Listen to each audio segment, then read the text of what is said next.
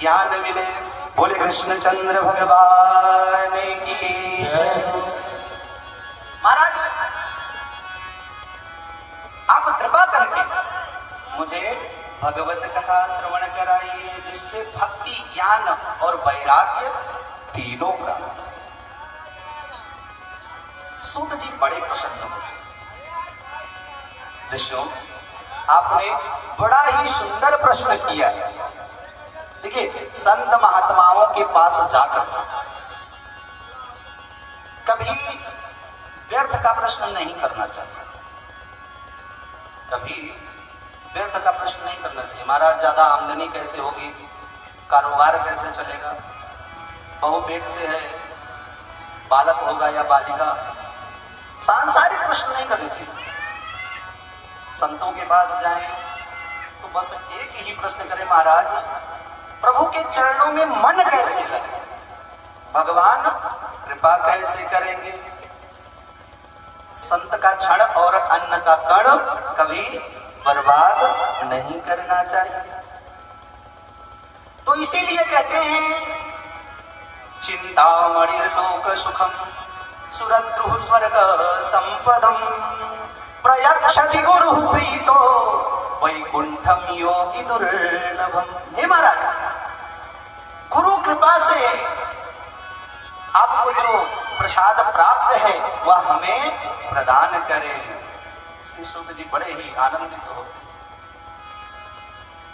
हे ऋषियों, मैं आपको कथा का सार सुनाता हूं, जिससे भगवान कृपा अवश्य करेंगे। सावधान तनया सुनो, सावधाना तनया सुनो, सावधान होकर सुनो। अब सूत जी बैठ गए, सारे श्रोता बैठ जाते हैं, सारे ऋषिगण बैठ गए।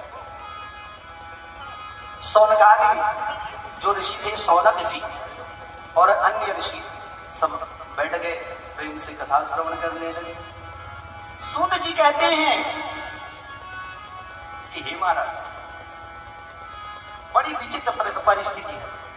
क्या हम लोग समय को व्यर्थ ही बर्बाद कर रहे हैं, समय को व्यर्थ ही बर्बाद कर रहे हैं, खाने पीने, सोने, जगने, उठने, गाने, हंसने, रोने में ही। भगवत कार्यों के लिए हमें समय नहीं मिल पाता है, भगवत कार्यों में हमें संकोच लगता है। कलयुग का प्रभाव। हमारा आपका जीवन क्या है? तो कहते हैं काल प्याल मुख त्रास, त्रास निर्नाश हे तवे। ध्यान दीजिएगा, काल प्याल मुख त्रास, काल रूपी प्याल, प्याल माने सर्प, सर्प को ब्याल कहते हैं। तो काल रूपी जो ब्याल है, सर्प है, उसने अपना मुख फैला करके रखा है, मुंह फैला करके बैठा है काल।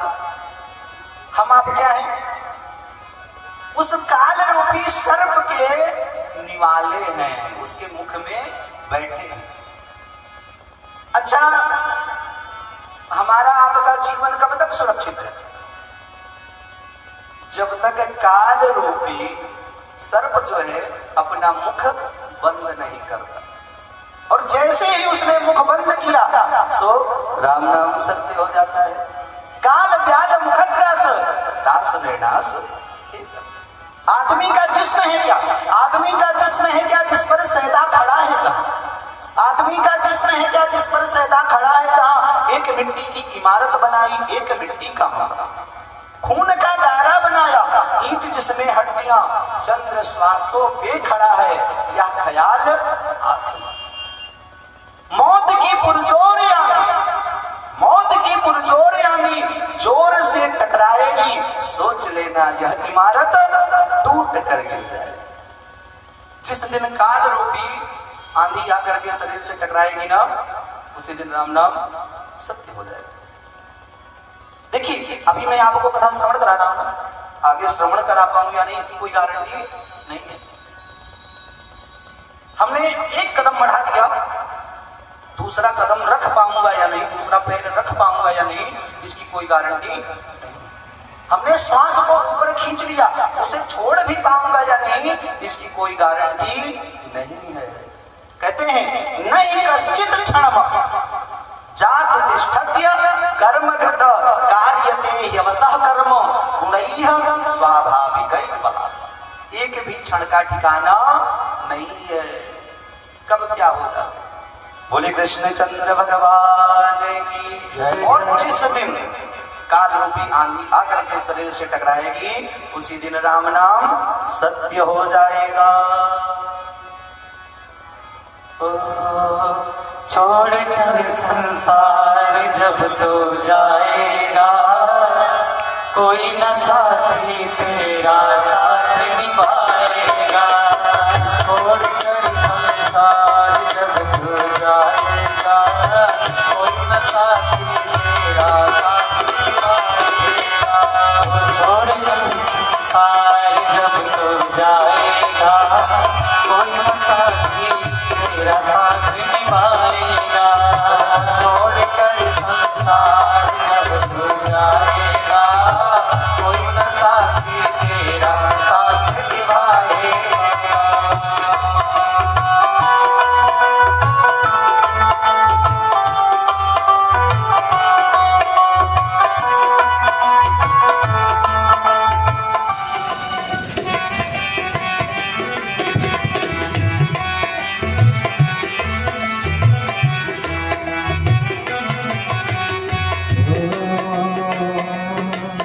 इस पेट भरन की खातिर तू पाप कमाता निश दिन। इस पेट भरन की खातिर तू पाप कमाता निश दिन। इस पेट भरन की खातिर तू पाप कमाता निश दिन। इस पेट भरन की खातिर तू पाप कमाता निश दिन। संस्थान में लकड़ी रख कर तेरे आग लगेगी एक दिन। संसार में लकड़ी रख कर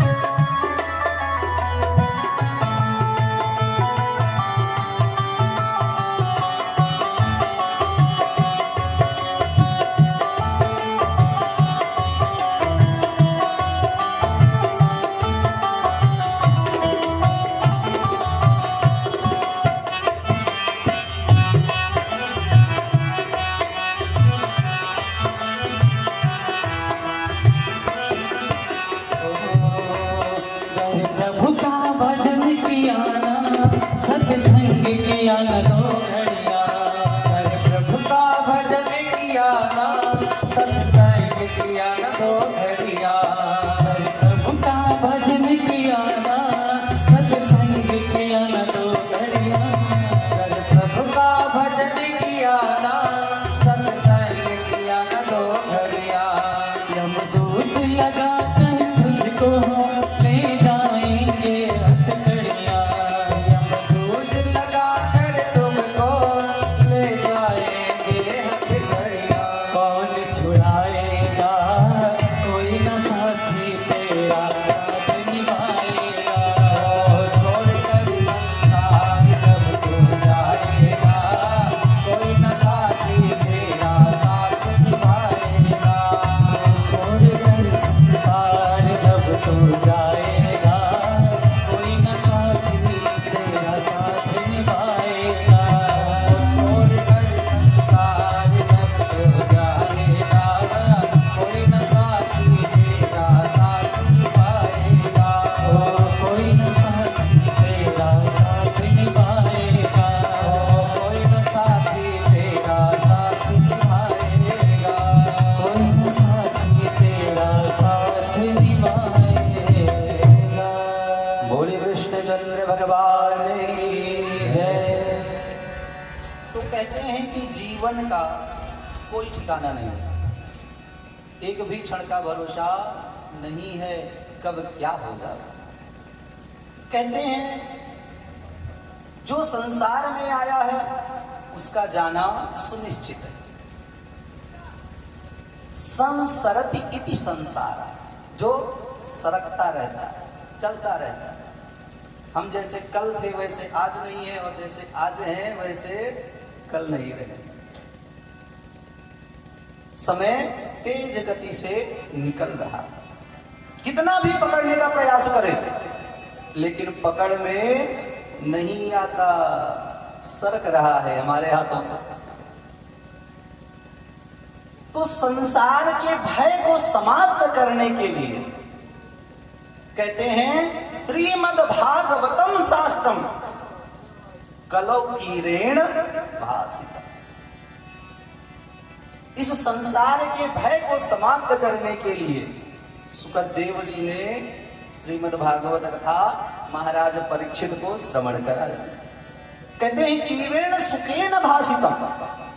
सुखदेव रूपी तोते ने, सुखदेव जी ने कलयुग के संसार के भय को नाश करने के लिए महाराज परीक्षित को श्रीमद् भागवत कथा श्रवण कराया। अच्छा, ये तोता जो होता है ना, बड़ा मीठा बोलता है, किंतु बोलता वही है जो उसे सिखाया जाता है। लेकिन सुखदेव जी महाराज जो थे, महाराज परीक्षित को जो उन्होंने कथा श्रवण कराया वो कोई मनमुखी कथा नहीं थी, उन्होंने भी सीखा था। व्यास जी से आचार्य परंपरा के साथ जो प्राप्त हुआ, व्यास जी ने जो पढ़ाया वही उन्होंने संसार को दिया। जब महाराज परीक्षित को मृत्यु का भय सताता है, जब श्राप हो गया महाराज परीक्षित को, तो सुखदेव महामुनि ने आकर के महाराज परीक्षित को भय से मुक्त कर दिया।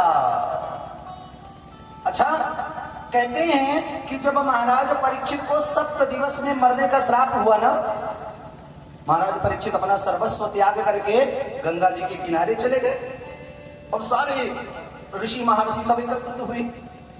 उनके मध्य में श्री सुखदेव जी आते हैं। अच्छा, महाराज परीक्षित को जब सुखदेव जी महाराज कथा श्रवण कराने लगे, सुखदेव महामुनि कथा श्रवण कराने लगे, तो जैसे ही कथा प्रारंभ किया, स्वर्ग से देवता लोग अमृत का कलश लेकर के आए। अब सुखदेव जी ने देखा कि ये देवता लोग यहाँ क्यों आए हैं, इनका क्या अभिप्राय है, क्या चाहते हैं। तो महाराज आप लोग यहाँ कैसे आए हैं? तो कहते हैं एवं विनिमय जाते सुधाराज्ञा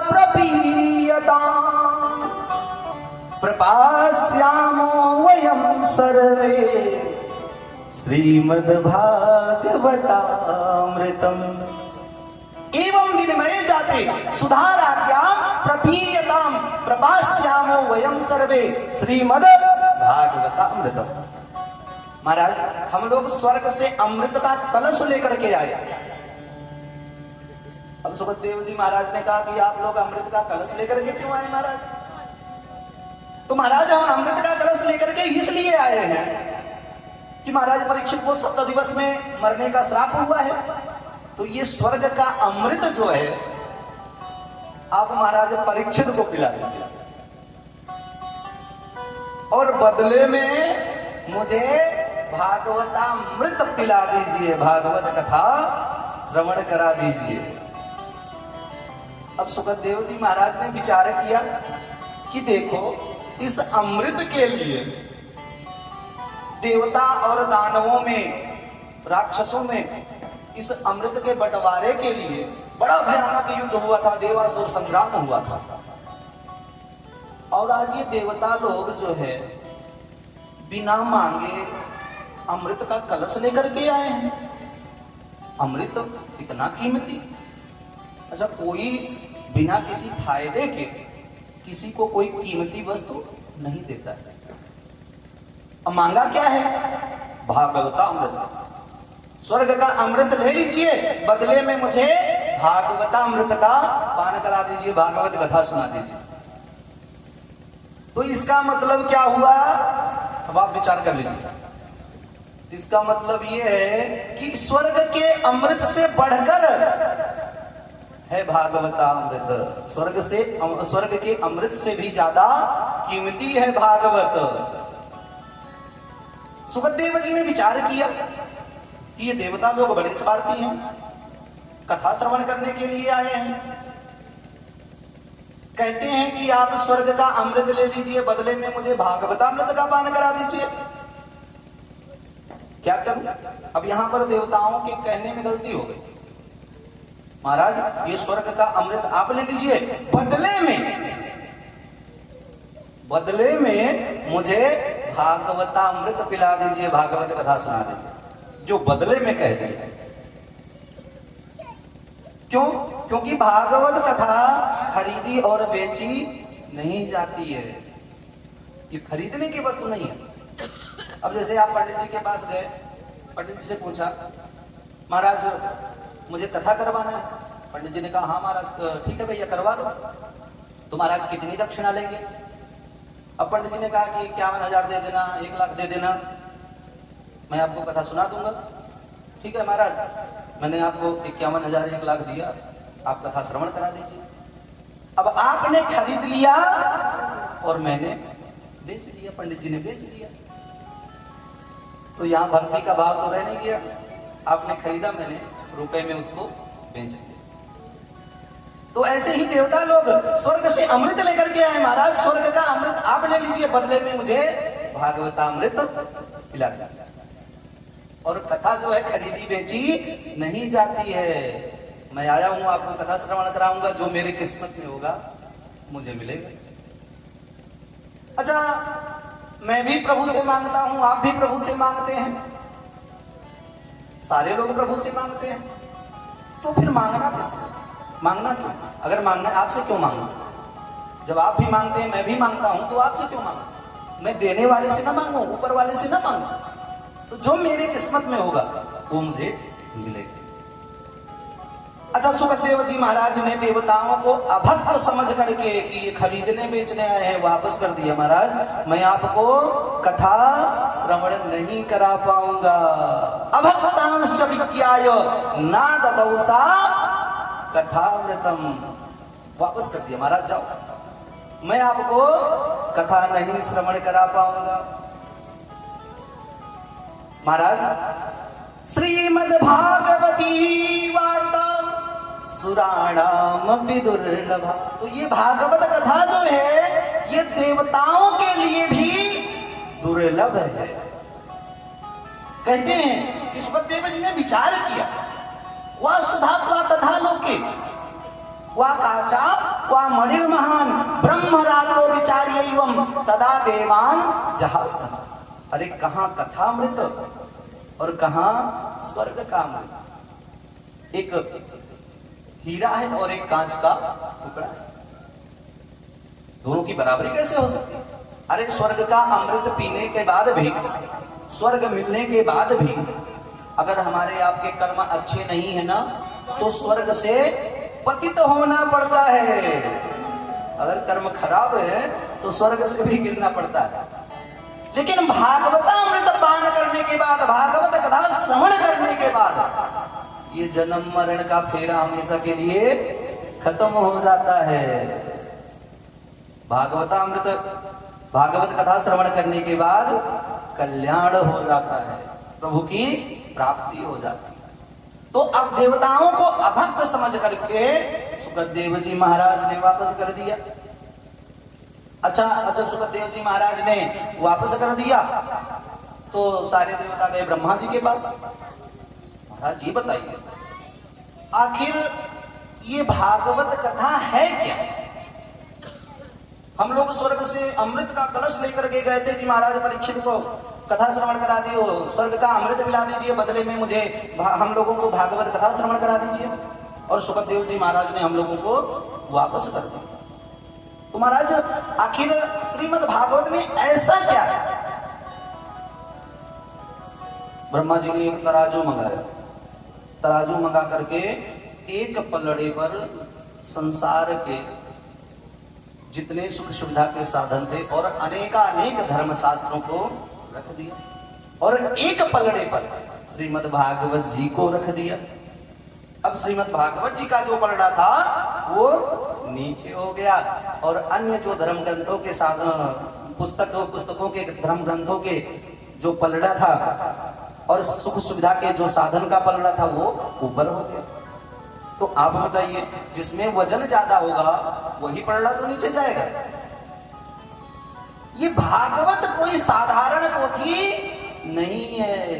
कहते हैं श्रीमद् भागवताख्यो अयम प्रत्यक्षा कृष्ण एवं, साक्षात भगवान का मूर्ति विग्रह है, शब्द रूपी मूर्ति विग्रह है, कोई साधारण पोथी नहीं है। इसमें भगवान जो है स्वयं शब्दों के रूप में विराजमान है।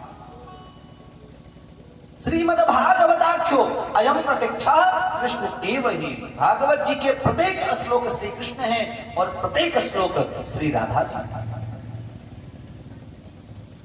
कोई साधारण पुस्तक नहीं है, साधारण किताब नहीं है, ये भगवान का स्वरूप है। बोलिए श्रीमद् भागवत महापुराण की जय। और कल्याण करने वाली है। कैसी है भागवत कथा? तो कहते हैं कल्याण करने वाली है। बोलिए श्रीमद् भागवत महापुराण की जय। कथा भागवत की है कल्याणकारी, कथा भागवत की है कल्याणकारी, मगर ये करे कि असर धीरे धीरे, मगर ये करे कि असर धीरे धीरे। कथा भागवत की है कल्याणकारी, कथा भागवत की है कल्याणकारी, मगर ये करे धीरे धीरे, मगर ये करे असर धीरे धीरे। कथा भागवत की है कल्याणकारी, कथा भागवत की है कल्याणकारी, मगर ये करेगी असर धीरे धीरे, मगर ये करेगी असर धीरे धीरे। ओ अहंकार मद मोह फैला जो भीतर, ओ अहंकार मद मोह फैला जो भीतर,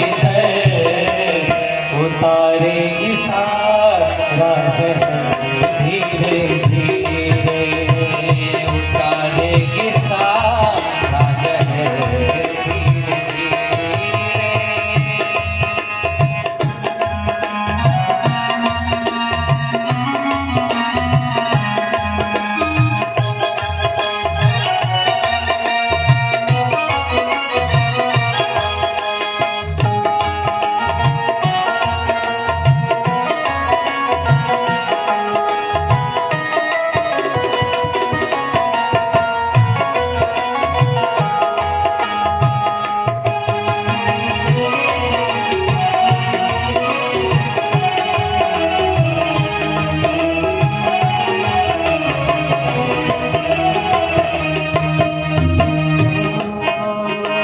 न मौका मिलेगा कभी झंझटों से, न मौका मिलेगा कभी झंझटों से, न मौका मिलेगा कभी झंझटों से, न मौका मिलेगा कभी झंझटों से।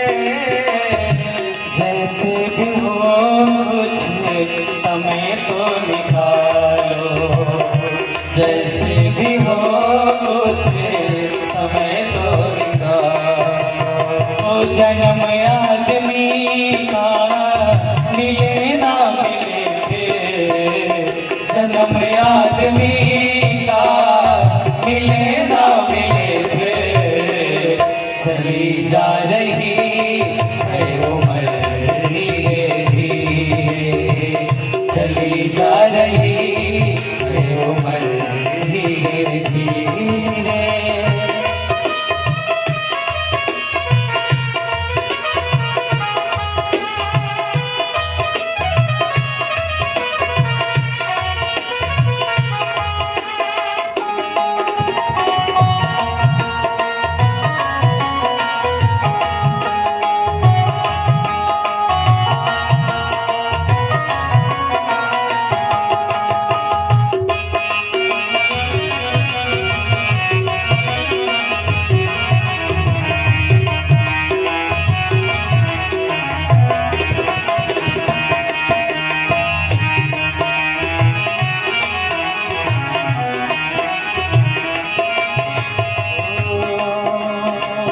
अगर चाहता है अपना कल्याणकारी, अगर चाहता है अपना कल्याणकारी,